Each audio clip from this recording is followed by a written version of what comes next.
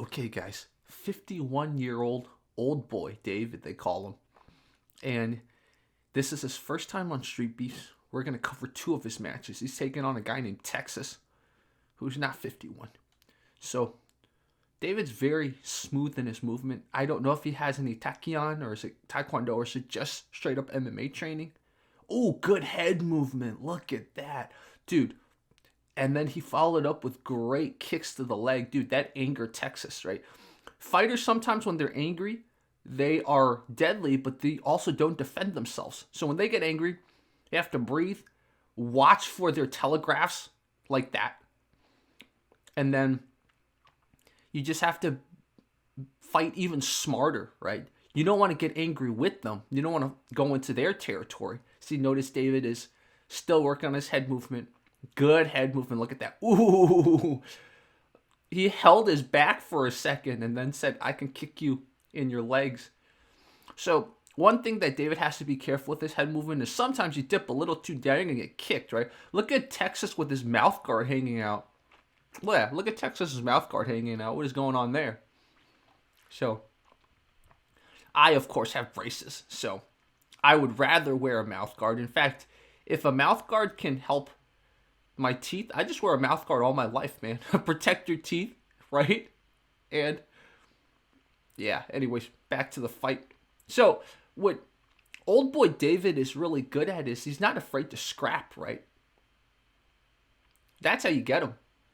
A lot of times if they're afraid to scrap, then you can get them by closing the distance. But what he's showing is just because you close the distance, you're still going to get hit. In fact, you're going to get hit a lot.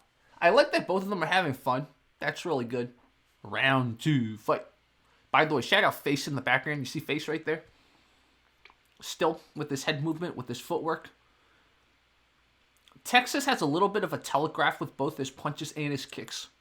That's something he can work on. I don't know what his specialty is, but it's too telegraphed, both his punches and his kicks. His jabs are okay, but when he's trying to put power into any of his strikes, it's too telegraphed. Man, David got some great head movement. Man.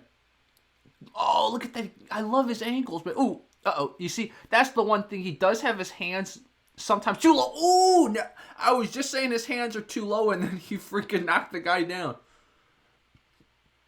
That was crazy. That was crazy. Wow, David got it, man. That was crazy. We got to watch that final part again because I was just talking about how his hands were too low, and both their hands were low. You see this? He eats a hook right here. Boom, he eats a hook.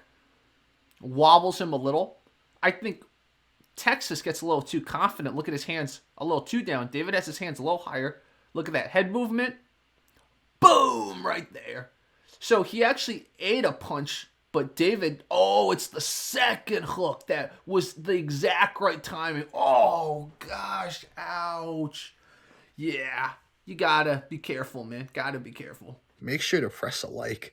Now, some of you might wonder, does this Korean uncle have any other training? I believe he probably has military training. So there's mandatory military service for any Korean man that wants to keep the Korean citizenship. So very likely he served in the Korean military for at least 2 years. Now, I don't know what they train in the Korean military, but some of his toughness could be from the military training, especially if he's in his 50s. He grew up in a different era of Korea where things were a little bit more tense. And I'm not just talking about with North Korea, I'm talking about with their own government too. South Korea has made a big progress towards democracy, and they went from pretty brutal authoritarianism to K-pop stars and all that stuff that everyone crushes on now, guys or girls. So anyways, let's look at the next match from our awesome old boy Korean uncle. David versus White Wolf. Now again, David's much more aggressive in this one. Ooh, man. Yeah. Oh no, be careful. White Wolf needs to stay in the clinch. Yeah, that's bad. Ooh. Wow. Yeah, that was crazy. Yeah, White Wolf, yeah, he's not good. Yeah, he's not good. There was a moment right there where White Wolf realized, we can watch this in slow motion since this took place so quickly. Look at that. White Wolf was already eating punches, right? So White Wolf had the instinct, which is, you see, try to stay in the clinch in the wrestling range, which was good, but David kind of pushed him back into punching range, and I think it was a hook. Yeah, it was a hook. Oh, ow.